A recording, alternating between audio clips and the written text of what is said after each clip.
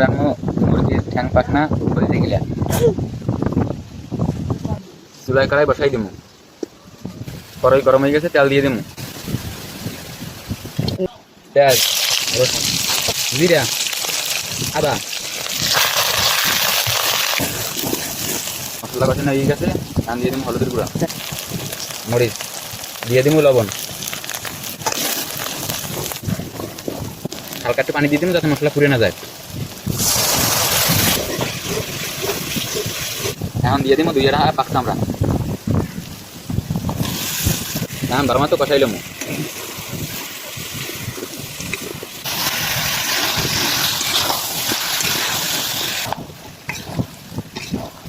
কষানো হয়ে গেছে, এখন দিয়ে দিমু ফুটে 2 আলু।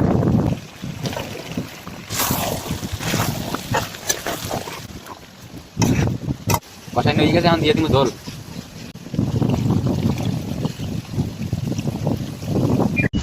দিয়ে দিমু তেজপাতা।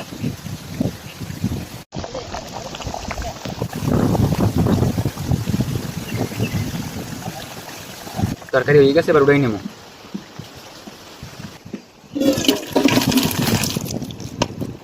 কালারটা তো মাশাআল্লাহ অনেক সুন্দর হয়েছে, খাইতেও আল্লাহ মনে হয় ভালোই।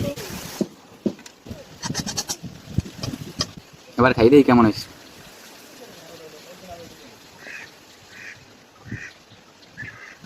বিসমিল্লাহ।